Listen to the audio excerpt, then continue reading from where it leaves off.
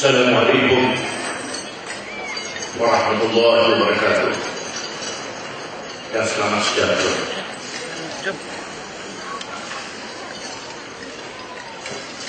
Alhamdulillah wa kafa. Salatan wa salaman ala abdillahi alladhina istafa. Wa ala khatamihim wa akramihim حبيبنا وشفيعنا محمد النبي المجتبى وعلى آله وأصحابه ومن اهتدى أما بعد. أعوذ بالله من الشيطان الرجيم. ليس البر أن تولوا وجوهكم قبل المشرق والمغرب ولكن البر من آمن بالله واليوم الآخر والملائكة والكتاب والنبيين وآتى المال على حبه ذوي القربى واليتامى والمساكين وابن السبيل والسائلين وفي الرقاب وأقام الصلاة وآتى الزكاة والموفون بعهدهم إذا عاهدوا والصابرين في البأساء والضراء وحين البأس أولئك الذين صدقوا وأولئك هم المتقون. Surah Al-Baqarah. Maksudnya bukanlah kebaikan itu sekadar kamu menghalalkan pandangan ke arah timur dan barat, tetapi kebaikan itu yang kamu beriman, yang kamu percaya kepada hari akhirat, para malaikat dan para nabi, dan kamu menunaikan tanggungjawab harta benda kamu dalam keadaan kamu kasih pada harta itu, diberi berkaum keluarga, anak yatim yang kematian menjaganya, orang-orang miskin, orang-orang yang putus belanja dalam perjalanan, orang-orang yang meminta sedekah, dan hamba yang perlu dimerdekakan. Dan kebajikan itu juga kamu mendirikan sembahyang, kamu menunaikan zakat, diambil harta dari orang yang beragama, diberi pada mereka yang memerlukan pertolongan,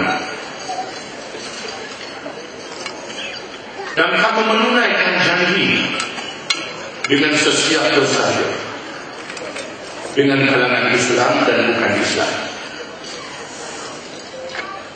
dan kamu bersabar dalam menghadapi penderitaan diri sendiri, dan bersabar menghadapi kesulitan perjuangan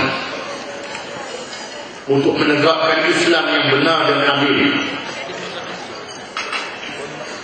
Mereka itulah orang-orang yang benar, dan mereka itulah orang-orang yang bertakwa kepada Allah, yang mengikut perintah dan meninggalkan larangannya.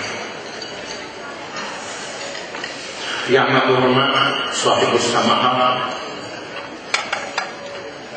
Datuk Bentara Setia Mursyid Ahmad Islam Sebesiapa, merangkap Menteri Besar dari Kelantan Darul Naim, dan tadi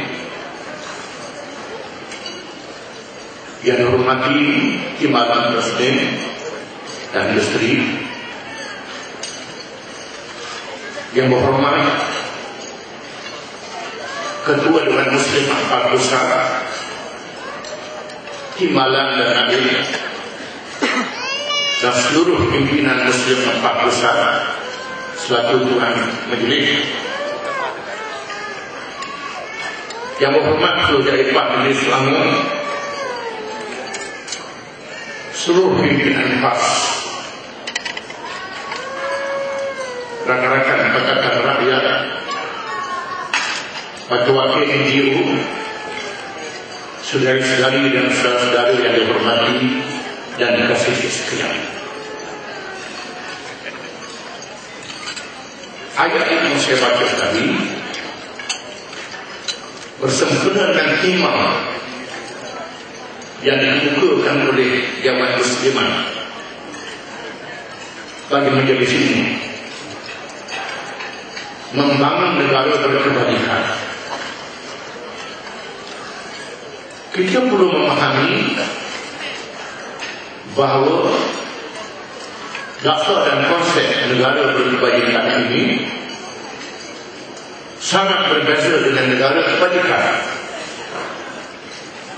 yang disebut dengan welfare state dalam istilah politik modern. Welfare state yang diamalkan di Eropah, di England, di negara-negara second Netherlands, Sweden, Norway, Denmark, dan lain-lain. Negara berkebajikan yang kita perkenalkan ini adalah berdasar dan berkonsepkan kepada Islam yang tercakup dalam ayat yang saya bacakan. Bagi memahaminya secara sepintas lalu kena masih tak cukup. Kita perlu memahami bahawa dalam dunia hari ini manusia telah mengenal dua ajaran keyakinan, pendekatan yang menyelesaikan masalah manusia. Yang pertama dinamakan agama ataupun religion, mengikut kata orang Barat. Yang kedua ideologi. Religion ataupun agama yang ditakrifkan oleh mereka hanyalah sekadar ajaran yang berkaitan dengan aspek rohani ataupun spiritual, yang berkaitan dengan akhlak dalam hubungan manusia dengan Tuhan. Adapun ideologi ialah teori-teori dan ajaran yang berkaitan dengan cara hidup. Adapun Islam, ajaran yang merangkumi segala aspek ini. Bila kita sebut Islam, kita tidak boleh memahami Islam hanya satu religion saja. Kerana mengikut fitrah, mengikut naluri, sifat semula jadi manusia yang diletakkan di atas muka bumi ini, mestilah menganut satu ajaran yang memandu cara hidup manusia. Ajaran yang berkait dengan kejadian manusia itu sendiri, yang berbeza dengan binatang. Hanya ada jasad, hawa nafsu, tak ada akal. Yang berbeza dengan malaikat, hanya ada aspek rohani. Adapun manusia ini kejadiannya ada aspek rohaninya, ada akalnya, ada jasad dan hawa nafsunya. Menunjukkan bahawa kejadian manusia itu berbeza dengan malaikat, berbeza dengan binatang, berbeza dengan kayu dan batu. Maka ajaran yang membantu manusia untuk berada di atas muka bumi ini mesti merangkumi aspek rohaninya, jasadnya, akalnya, dan memandu hawa nafsunya yang berbeza dengan binatang. Oleh karena manusia berada di atas muka bumi, tugaskan oleh Allah Subhanahu wa Ta'ala. Firman Allah Ta'ala, "Wa idh qala rabbuka lil malaikati inni ja'ilun fil ardi khalifah." Qalu ataj'alu fiha man yufsidu fiha wa yasfiku ad-dima' wa nahnu nusabbihu bihamdika wa nuqaddisu lak. Qala inni a'lamu ma la ta'lamun. Dan ingatlah apabila Tuhanmu berfirman kepada para malaikat, wahai para malaikat, aku hendak ciptakan satu makhluk yang bertugas di bumi yang dinamakan manusia untuk menjadi khalifah. Khalifah dengan makna menegakkan adil ajaran Allah dan mentadbir bumi dengan ajaran Allah itu. Lalu malaikat bertanya, adakah engkau hendak jadikan makhluk yang menumpahkan darah, yang melakukan kejahatan? Allah menjawab, aku tahu apa yang kamu cipta. Makhluk yang ditugaskan di bumi itu mestilah makhluk yang sesuai dengan bumi. Bukan malaikat, alam rohani saja. Bukan binatang, hawa nafsu yang tak akal. Bukan kayu dan batu yang tak boleh bergerak. Dalam masa yang sama, bumi ada hubungan dengan langit. Bumi ada hubungan dengan langit. Musim yang berlaku di bumi, cuaca yang berlaku di bumi ini ada kaitan dengan peredaran matahari, bintang-bintang superwarna yang merupakan alam ciptaan Allah Subhanahu wa Ta'ala. Mestilah ajaran yang dianut oleh manusia itu mengaitkan bumi dengan langit dan makhluk-makhluknya. Dan oleh kerana Islam, dan inilah ketetapan Allah, di sana ada alam akhirat. Dunia ada ajal akan dibinasakan, dan Allah akan mencipta, menumbuhkan alam baru dinamakan alam akhirat. Tidak ada suatu ajaran pun yang boleh memenuhi aspek-aspek ini. Yang memenuhi sifat kejadian, ada ruh, ada jasad, ada akal, ada hawa nafsu. Hubungan di antara bumi dengan langit dan berwawasan sehingga hari akhirat. Malaikat ajaran yang dinamakan Islam,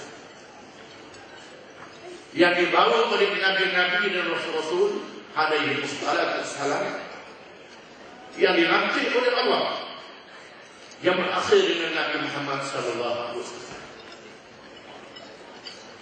Bukan saja untuk beribadah, menyembah Allah merupakan aspek rohani dalam kejadian manusia. Dalam masa yang sama manusia mesti mentadbir bumi dengan adil, dengan baik, memakmurkan bumi ini. Yang mana agama-agama yang lain berislam tidak memenuhi aspek-aspek. Ideologi-ideologi yang lain tidak dapat memenuhi aspek ini. Kita melihat gereja-gereja di barat telah kekosongan. Ajaran yang mahu menjadikan manusia macam malaikat. Padri-padri tak boleh kahwin, menimbulkan krisis moral di gereja. Menjadikan sami-sami tidak boleh makan makanan yang berzat, menjadikan hidupnya terus kering. Dan kita melihat kemusnahan ideologi komunisme yang menganakkan kuasa besar dunia, Soviet Union, memaksa negara-negara belum komunis mengubahkan pendekatan ideologi mereka. China, Cuba, Vietnam menuju ke arah dasar ekonomi bebas. Dan hari ini kita melihat tanda-tanda kemusnahan ekonomi ideologi liberal kapitalisme yang dianut oleh kuasa-kuasa barat. Berilah peluang kepada Islam. Islam bukan satu khayalan. Islam pernah dilaksanakan oleh Nabi Muhammad SAW yang dilantik menjadi akhir zaman.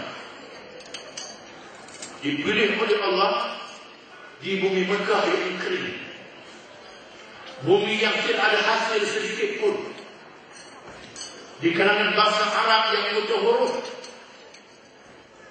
dikurniakan mukjizat ilmu daripada Al-Quranul Karim dan membangun manusia dengan ilmu, membangun rohnya, zakatnya, dan melahirkan satu kumpulan manusia yang berpolitik untuk merealisasikan konsep yang sepenuhnya ini memerlukan politik.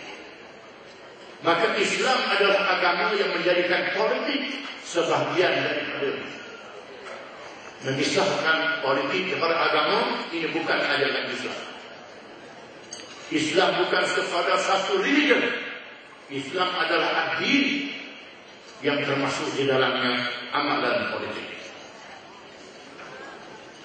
Di samping menunaikan ibadat, bersembahyang, ibadat ruh dan jasad, menunaikan ibadat harta benda yang dinamakan zakat,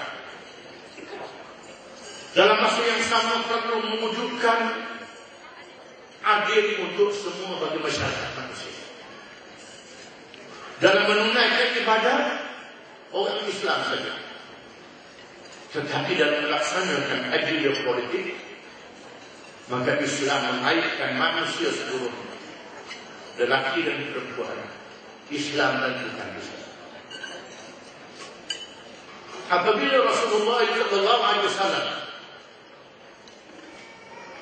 memajukan kerja Islam di Makkahul Mukarramah ke peringkat untuk mendirikan sebuah negara, maka Nabi Muhammad SAW mengadakan Bai'atul Aqabah, perjanjian Aqabah, menarik pemimpin-pemimpin masyarakat di Makkah yang sudah dibentuk, dididik selama 13 tahun, kemudian memanggil pemimpin masyarakat Madinah yang telah menerima Islam. Diadakan Bai'atul Aqabah. Dalam Bai'atul Aqabah ini diminta wakil muslimat, 2 orang muslimat menjadi wakil untuk berbaiat di samping beberapa pemimpin lain. Kami umat Islam berbangga, hadis sejarah politik Islam berbangga, kerana dalam Bai'ah Aqabah yang diadakan 1431 tahun yang lalu,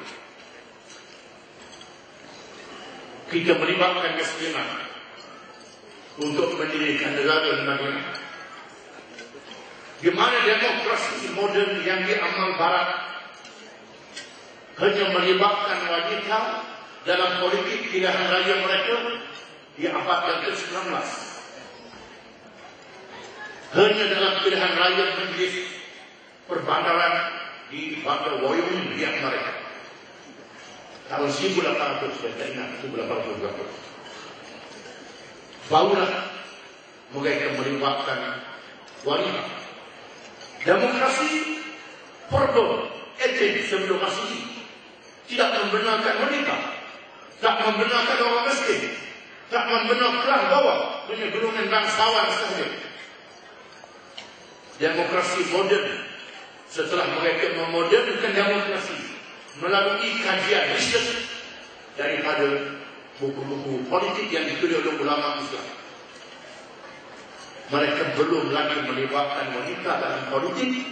Hanya pada tahun 1800 di pilihan raya kehandaran di Wyoming, Islam melibatkan wanita 1431 tahun dalam Bai'atul Aqabah. Apabila Nabi SAW melantik 2 wanita untuk diwakilkan dalam perjanjian dengan pemimpin, kemudian melakukan hijrah di Madinah.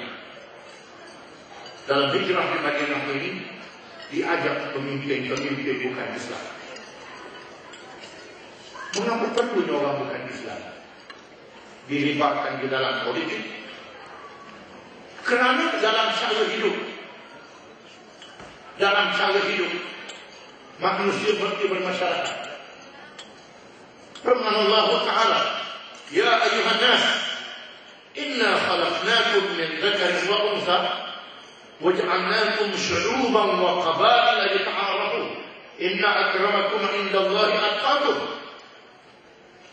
Wahai manusia, sesungguhnya kami telah menciptakan kamu daripada seorang lelaki dan seorang wanita, Adam dan Hawa, berbangsa-bangsa dan berkelompok, supaya kamu berkenalan di antara satu sama lain. Yang paling mulia ialah yang paling bertakwa, yang paling patuh berdoa. Ibnu Khaldun mengatakan, dalam kehidupan dunia manusia adalah masyarakat madani. Apa makna masyarakat madani? Manusia tidak boleh menghasilkan pakaian keperluan hidup, tidak boleh menghasilkan makanan keperluan hidup sebagai seorang manusia, tempat tinggal dan kenderaan yang dicipta dari berbagai-bagai bahan tak boleh dihasilkan. Mesti ada masyarakat madani. Madani dengan makna manusia mengumpulkan kemahiran yang berbagai-bagai yang dihasilkan, dikumpul satu tempat yang dinamakan Banda Madinah. Kalau dimajukan dinamakan tamadun. Manusia memerlukan kain daripada benang daripada kapas nanti ditanam.